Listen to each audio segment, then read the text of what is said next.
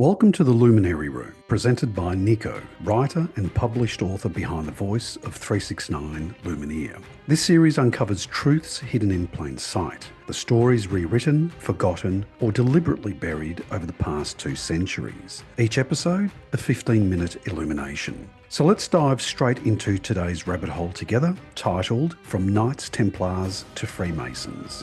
It's Paris, Friday, October the 13th, 1307. Before dawn, soldiers fan across the city.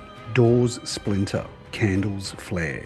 Every Knight Templar in France is arrested under the orders from King Philip IV. Within hours, the once untouchable military order, those guardians of pilgrims, bankers of kings, and defenders of Christendom, are chained in dungeons. Under torture, they are accused of heresy, of spitting on the cross, of worshipping a mysterious head, of denying Christ. It's the same language that echoes through the official Inquisition records, the same transcripts that still survive in print, published centuries later by historians like Pierre Dupuy in 1654 and Francois Renoir in 1813. Yet what those same records also show, what too few people know, is that the Vatican quietly absolved the Templars of heresy. The Chinon parchment, discovered in the Vatican's secret archives and printed by Renoir and others long before 1900, clears Grand Master Jacques de Molay and his leaders of those charges. They confessed under torture.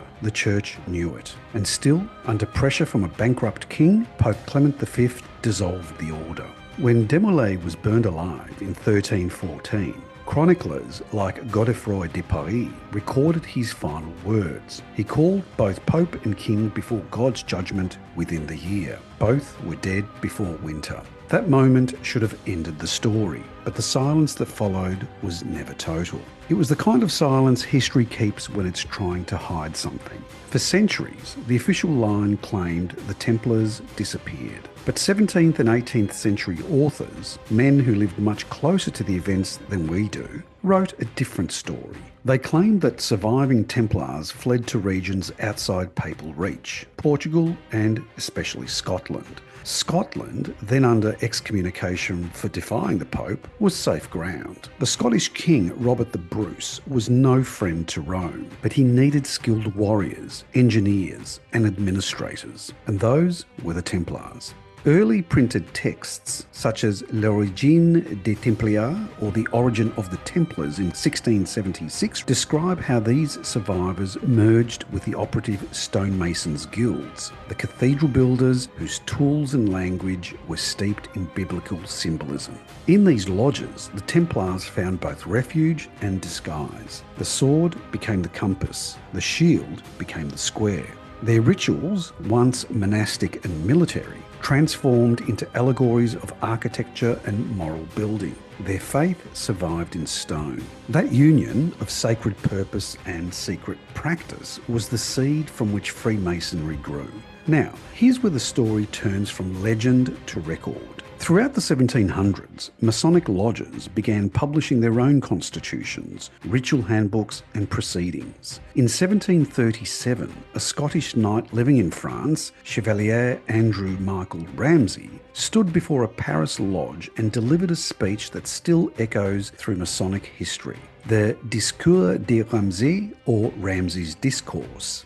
In it, he declared that Freemasonry did not descend from medieval stoneworkers, but from the chivalric orders of the Crusades, above all, the Knights Templar. He wasn't speculating, he was stating what Masonic systems were already practicing. Through the 1740s and 1750s, ritual texts like Les Trois Coups, or Three Knocks, and Les Maçons déguisés, or the Disguised Mason, invoked Templar imagery. The Temple of Solomon, the Red Cross, the vow of secrecy. In Germany, Karl Gotthelf von Hund created the strict observance rite. Its initiates told directly they were heirs of the Templar mission. In 1815, Acta Latomorum, or Acts of the Freemasons, printed these rituals in full, with their explicit references to the Order of the Temple. No guesswork, no allegory, a direct claim of lineage. If you open those 19th century volumes, printed in Paris, Berlin or London, you see it in black ink. The hierarchy, the degrees, the passwords, all carrying Templar names. The evidence wasn't hidden. It was published. So why don't we hear about this today? Why does every mainstream account treat the Templar Freemason link as romantic myth? Because after 1900, the story was rewritten. The industrial barons of the new century, Rockefeller, Morgan, Carnegie, funded the academic and publishing institutions that reshaped historical narratives. Now, if this idea feels unfamiliar to you, I encourage you to visit episode 1 of the Luminary Room, titled How Elite Money Recast Western Education, where I trace how the transformation began. These barons preferred a sanitised history, one that divorced spiritual brotherhoods from political power. From then on, the Templar continuity became legend, the rituals symbolic, the oaths metaphorical. What had been accepted fact in 1850 became conspiracy by 1950. But if we trace the printed record backward, beyond the reach of modern editors, the connection stands firm. And those old books, Orthodoxie Masonique, or Masonic Orthodoxy in 1853 by Jean-Marie Ragon, History de la Franc-Maçonnerie in 1843, or History of Freemasonry by Auguste Clavel, History of Freemasonry in 1865 by Findel, and A Concise History of Freemasonry, published in 1889 by Robert Frecker Gould, all confirm the same thing. Freemasonry preserved the rites, language and symbols of the Knights Templar. So let's rewind to where it all began. In 1119, 9 knights led by Hugues de Payan took vows of poverty and obedience. They called themselves Pauperes Cumilitonis Christi Salomonis, or the poor fellow soldiers of Christ and the Temple of Solomon. They were lodged on Jerusalem's Temple Mount, believed to be the site of King Solomon's temple itself. For 10 years, they excavated and guarded that sacred ground.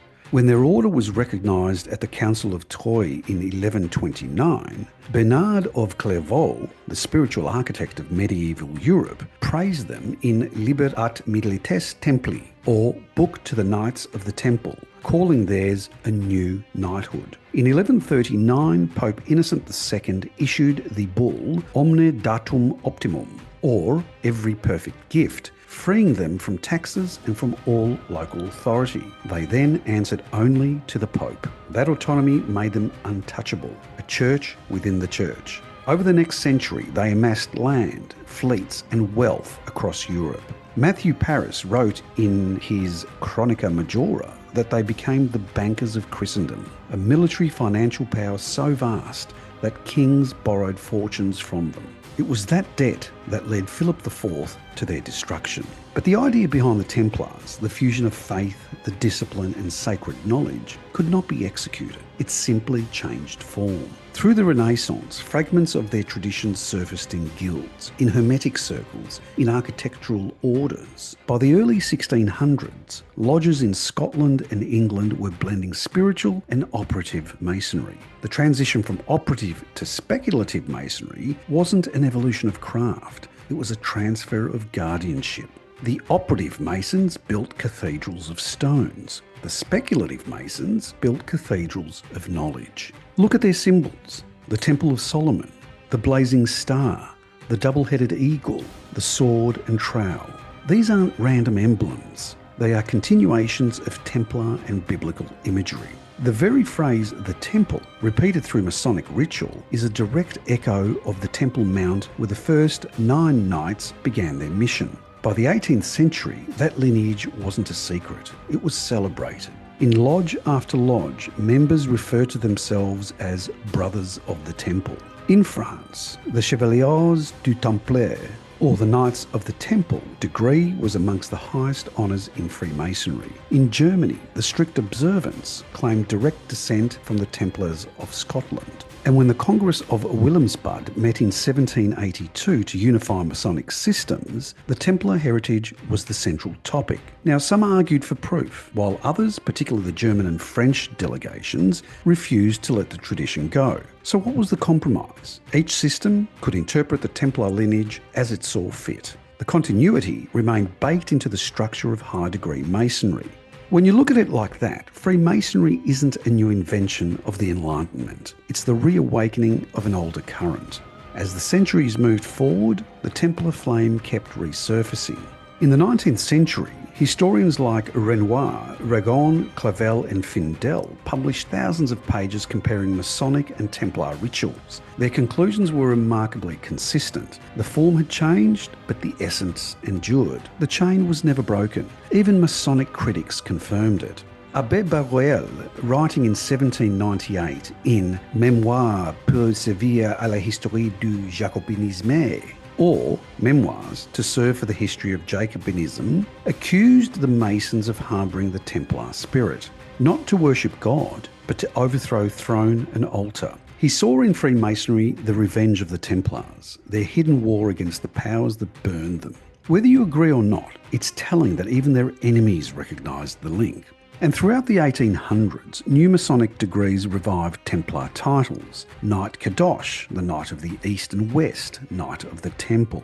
These weren't decorative, they were acknowledgements. Each degree carried a fragment of that medieval inheritance forward. So, if we accept the record on its own printed terms, not the modern reinterpretations, but the documents themselves, we see a clear and traceable transmission. The Knights Templar began as a papally sanctioned military order. They were destroyed by political betrayal. Their survivors carried their rituals and symbols into guilds. Those guilds evolved into Freemasonry. And through Masonry, the Templar ideal, which was the pursuit of divine knowledge through discipline, secrecy and fraternity, it survived into the modern age. Now, this isn't theory, it's simple transmission. So what does all this mean today for how we understand the world we live in?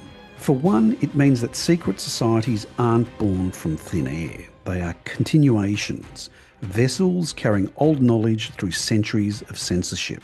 It also means that the separation between religion, science and governance we think of as modern is more recent than we can imagine.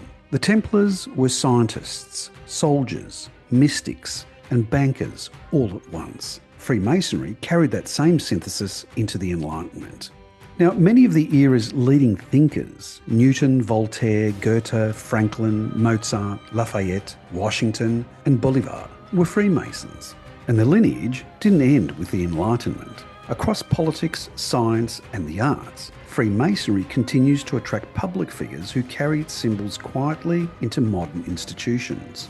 Among contemporary initiates and confirmed members are Sir Arthur Conan Doyle, Mark Twain, Oscar Wilde, King Charles III, Buzz Aldrin, John Wayne, Nat King Cole, civil rights leader Jesse Jackson, and former NBA basketballer Shaquille O'Neal.